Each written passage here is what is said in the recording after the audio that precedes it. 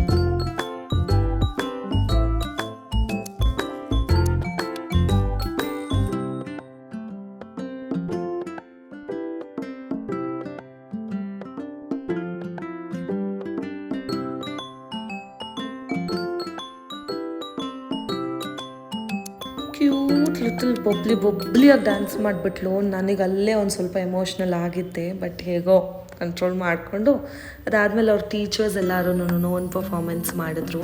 ನಾನು ಸ್ವಲ್ಪ fast ಫಾರ್ವರ್ಡಲ್ಲಿ ಇರ್ತಿದ್ದೀನಿ, because ಇದು ಕೂಡ ಲಾಂಗ್ ಆಗಿಬಿಡುತ್ತೆ ವೀಡಿಯೋ ಅನ್ನೋ ರೀಸನ್ಗೆ. ರಿಯಾನ್ಶಿತ್ ಕೂಡ ನಾನು ಸ್ವಲ್ಪ ಫಾಸ್ಟ್ ಫಾರ್ವರ್ಡಲ್ಲೇ ಇಟ್ಟಿದ್ದೆ. ಅವ್ರ ಟೀಚರ್ಸ್ದು ಕೂಡ ಹಾಗೇನೆ. ಅವ್ರ ಟೀಚರ್ಸ್ ಎಲ್ಲ ವಂಡರ್ಫುಲ್ ನಿಜವಾಗ್ಲೂ. ಅಕ್ಕ ಜಪಾನಲ್ಲಿ ಇದ್ದಿದ್ದು ಒಂದು 7 to 8 months.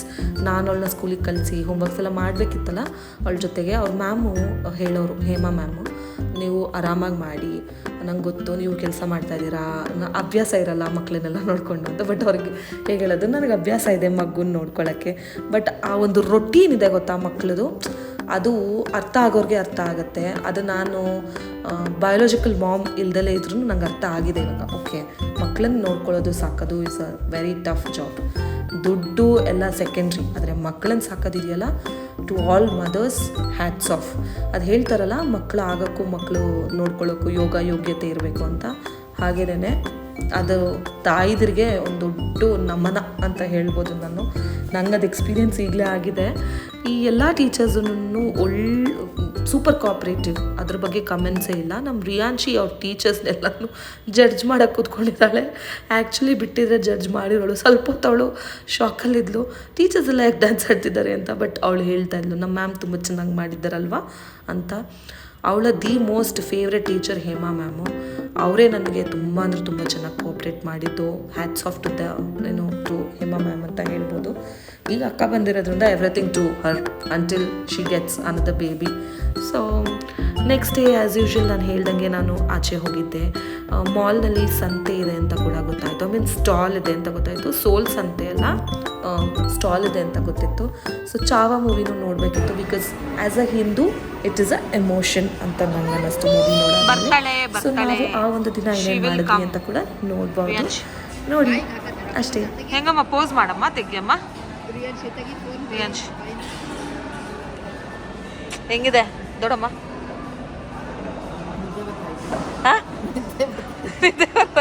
ಇವಾಗ ಫಿಲಿಮ್ ಬೇರೆ ಹೋಗ್ಬೇಕು. ಚೆನ್ನಾಗಿದೆ ಅದು ಹಿಂದಿ ಮೂವಿ. ನಿಂಗೆ ಅರ್ಥ ಆಗುತ್ತಾ? ನೋಡ್ತಾ ಇದ್ದ, ಅರ್ಥ ಆಗುತ್ತೆ ನಿಮ್ಗೆ ಚೆನ್ನಾಗಿ. ಅಪ್ಪ ದೇವ್ರೆ.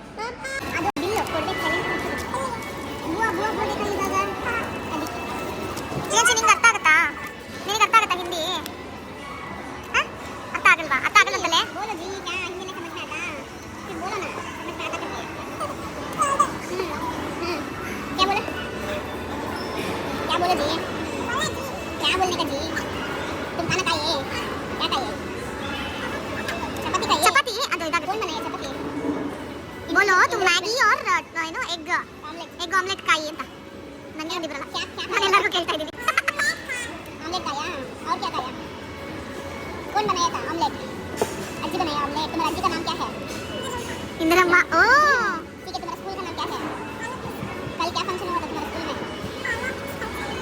अल्लाह कहते मुंडे मुंडे और क्या तुम्हारा बाप किधर है बाप बाप अंदर सूरी सूरी डैडी किधर है जापान तुम्हारा बाबा किधर है बाबा दुबई ठीक है और तुम्हारा मम्मी कौन सा कंपनी में काम करती है तुम्हारी मम्मी कौन सा कंपनी में काम करती है कौन सा कंपनी दीपा नाम नहीं नाम क्या है कंपनी का नाम ऑफिस का नाम क्या है कैब जेमिनी मेरा पिनिका ऑफिस का नाम क्या है हाय राइट ಎಲ್ಲ ಅರ್ಥ ಆಗುತ್ತೆ. ನಾವು morning actually Maggi and egg omelette ಮಾಡ್ಕೊಂಡು ತಿನ್ಕೊಂಡು ಹೊರಟ್ವಿ. ಬಿಕಾಸ್ ಮಧ್ಯಾಹ್ನ ಮತ್ತು ರಾತ್ರಿ ಆಚೆನೇ ಊಟ ಮಾಡಬೇಕು ಅಂತ ಪ್ಲ್ಯಾನ್ ಮಾಡ್ಕೊಂಡ್ಬಿಟ್ಟಿದ್ವಿ ನಾನು ನಮ್ಮ ಅಕ್ಕ. ಸೊ ಅಲ್ಲಿ ಹೋಗಿ ಬಿರಿಯಾನಿ ತಿಂದ್ವಿ. ಟು ಬಿ ಫ್ರ್ಯಾಂಕ್ ನಿಜವಾಗ್ಲೂ ಇಷ್ಟ ಆಗಲಿಲ್ಲ. ಮಾಲ್ನಲ್ಲಿ ಬಿರಿಯಾನೀಸ್ ಆಮೇಲೆ ಅದನ್ನೆಲ್ಲ ತಿನ್ನಬಾರ್ದು ಅಂತ ಅನ್ನಿಸ್ತು. ಅಷ್ಟು ಚೆನ್ನಾಗಿರಲಿಲ್ಲ. ಓಕೆ ಆಗಿತ್ತು. So out of 10 I can give 6.5. ನಮ್ಮ ಮನೇಲಿ ಎಲ್ಲರಿಗೂ ಹಂಗೆ ಅನ್ನಿಸ್ತು. ಬಟ್ ಕೊತ್ತು ಪರೋಟ ತೊಗೊಂಡಿದ್ಲು, ಅದು ನನಗೆ ಸ್ವಲ್ಪ ಡಿಫ್ರೆಂಟ್ ಅನ್ನಿಸ್ತು. ಅಕ್ಕಾಗೆ ಅದು ಇಷ್ಟ ಆಯಿತು. ಸೊ ಮೂವಿ ಮುಗಿಸ್ಕೊಂಡು ನಾವು ಊಟ ಮುಗಿಸ್ಕೊಂಡು ಮೂವಿಗೆ ಹೋದ್ವಿ. ತುಂಬ ಒಳ್ಳೆ ಮೂವಿ, ಎಲ್ಲರೂ ನೋಡಬೇಕು ಈ ಮೂವಿನ. ಆ್ಯಕ್ಚುಲಿ ನೋಡಿಬಿಟ್ಟು ಸ್ವಲ್ಪ ಕಲ್ತ್ಕೊಬೇಕು ಯಾರ್ಯಾರು ಹೆಂಗೆ, ಯಾರ್ಯಾರು ಯಾವ್ಯಾವ ಥರ ಇದ್ದರು ಅನ್ನೋದು. ಸೊ ಯಾರ್ಯಾರು ಇವಾಗ ಯಾವ ಥರ ಇದ್ದಾರೆ ಅನ್ನೋದು ಈ ಮೂವಿಯಲ್ಲಿ ಪಾಸ್ಟ್ ಆ್ಯಂಡ್ ಪ್ರೆಸೆಂಟ್ ಸ್ವಲ್ಪ ಜನದ್ದು ಯೋಗ್ಯತೆಗಳು ಗೊತ್ತಾಗುತ್ತೆ. As a Hindu this movie is 1000 on 1000 ನೋಡಲೇಬೇಕು. ತುಂಬ ಅಂದರೆ ತುಂಬ ಇಷ್ಟ ಆಯಿತು ನನಗೆ ಆ ಒಂದು ಮೂವಿ ಚಾವ. ವೆಯ್ಟ್ ಮಾಡ್ತಾಯಿದ್ದೀನಿ OTTಲಿ ಬಂದರೆ ರಿಪೀಟ್ ನೋಡ್ತೀನಿ ನಾನು. ಆ ಮೂವಿ ಮುಗಿಸ್ಕೊಂಡು ನಾವು ಕೆಳಗಡೆ ಒಂದು ಆಲ್ ಇನ್ ಒನ್ ಮಾರ್ಕೆಟ್ ಅಂತ ಏನೋ ಇದೆ, ಅಲ್ಲಿಗೆ ಹೋದ್ವಿ. ಫ್ರೂಟ್ಸ್ ಆ್ಯಂಡ್ ಸ್ವಲ್ಪ ಐಟಮ್ಸ್ ಬೇಕಿತ್ತು. ಸೊ ಅದನ್ನು ತಗೊಂಡು ಸಂತೆ ಇದೆ ಅಂತ ಗೊತ್ತಿತ್ತಲ್ಲ, ಸೊ ಅಲ್ಲಿಗೆ ಹೋದೆ. ಚಿಕನ್ ಕರಿ ಕುರ್ತಾ ಕೇಳಿದೆ. ರೇಟು ನಾನು ನೋಡೋಕ್ಕಿಂತ ಜಾಸ್ತಿ ಹೇಳ್ದ. ಸೊ ಸ್ವಲ್ಪ ಆ್ಯಕ್ಸಸರೀಸ್ ತೊಗೊಂಡೆ ನಾನು, ಹೇರ್ ಪಿನ್ಸ್ ಆಮೇಲೆ ಆಕ್ಸಿಡೈಸ್ ಜ್ಯುವೆಲ್ಸ್ ಎಲ್ಲ ತೊಗೊಂಡೆ. ಆಚೆ ಬರಬೇಕಾದ್ರೆ ರಿಯಾನ್ಶಿ, ಇಷ್ಟೊತ್ತು ನೀವು ಮಜಾ ಮಾಡಿದ್ರಿ ತಾನೇ, ಇವಾಗ ನನಗೆ ಮಜಾ ಮಾಡಿಸಿ ಅಂತ ಅಂದ್ಲು. ಇದು ಆಚೆ ಇತ್ತು. ಸೊ ಒಂದೊಂದು ಗೇಮಿಗೆ 100 ರೂಪೀಸ್ ಅಷ್ಟೇ. ತುಂಬ ರೀಸನಬಲ್ ಆಗೇ ಇತ್ತು. ಸೊ ಎಲ್ಲ ಗೇಮು ಆಡಿದ್ಲು ನನ್ನ ಮಗಳು. ನೆಕ್ಸ್ಟ್ ಲೆವೆಲಲ್ಲಿ ಎಂಜಾಯ್ ಮಾಡಿದ್ಲು. ಸಖತ್ ನಮಗೆ ಖುಷಿ ಆಯಿತು. ಹೆವಿ ಅಡ್ವೆಂಚರಸ್ ಇದ್ದಾಳೆ. ನನಗೆ ಭಯ ಆಗುತ್ತೆ ಕೆಲವೊಂದನ್ನು ಆಡೋಕ್ಕೆ ಈಗಲೂ. ಬಟ್ ಡೇರ್ ಡೆವೆಲ್ ಇವಳು. ಹಂಗೆ ಎಷ್ಟು ಧೈರ್ಯವಂತೆ ನನ್ನ ಮಗಳು. ಸೊ ಅವಳು ಆಡೋದೆಲ್ಲ ಆಡ್ಬಿಟ್ಲು. ಒಗ್ಗಟ್ಟಲ್ಲಿ ಬೆಳೆದ್ರೆ ಎಷ್ಟು ಚೆನ್ನಾಗಿರುತ್ತೆ ಮಕ್ಕಳು ಮೈಂಡ್ಸೆಟ್ಟು ಆ್ಯಂಡ್ ಆಲ್ಸೋ ಅವರ ಒಂದು ಲೈಫು ಹೆಂಗಿರುತ್ತೆ. ಒಗ್ಗಟ್ಟಲ್ಲಿ ಬೆಳೆದ್ರೆ ಒಳ್ಳೆ ಮೈಂಡ್ಸೆಟ್ ಇರುತ್ತೆ ಒಂದು.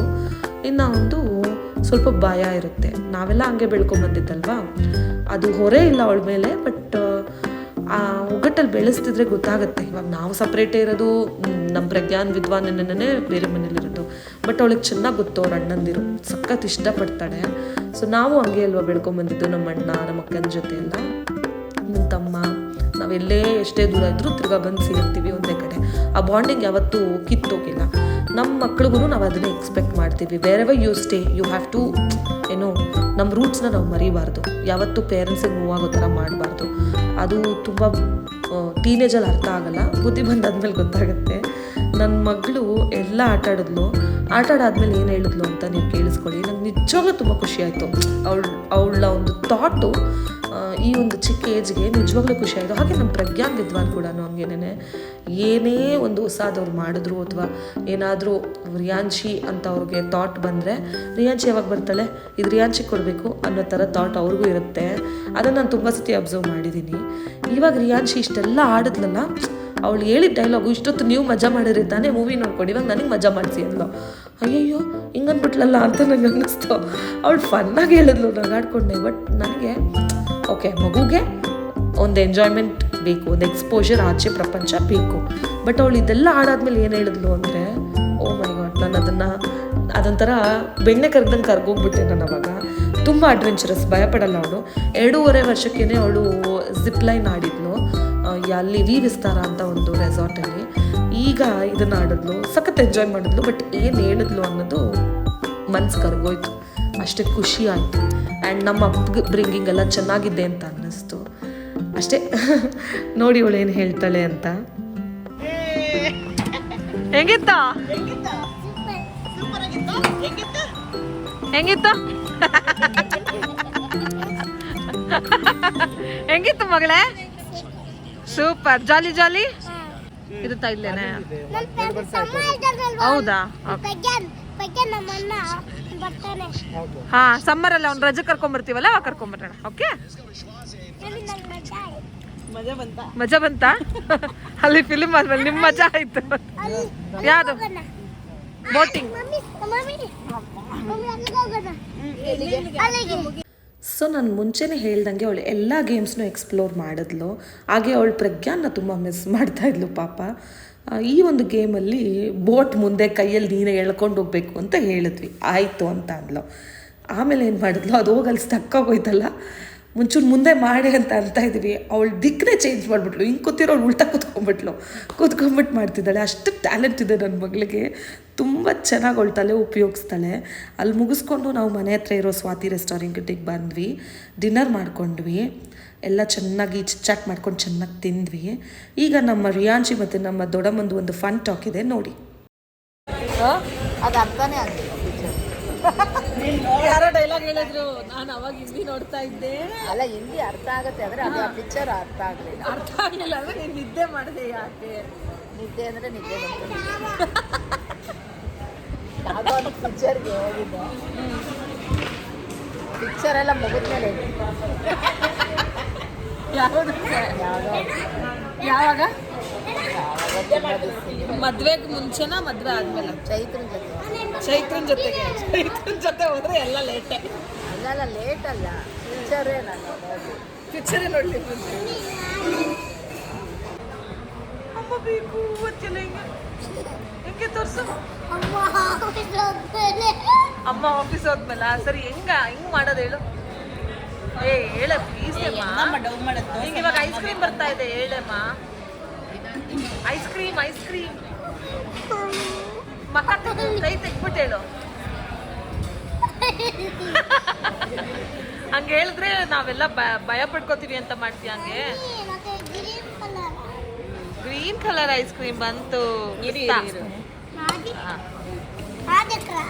ನೀರಿ ಅದಿ ఒకటే ಒಂದೇ ಐಸ್ ಕ್ರೀಮ್ ಎಲ್ಲರಿಗೂ.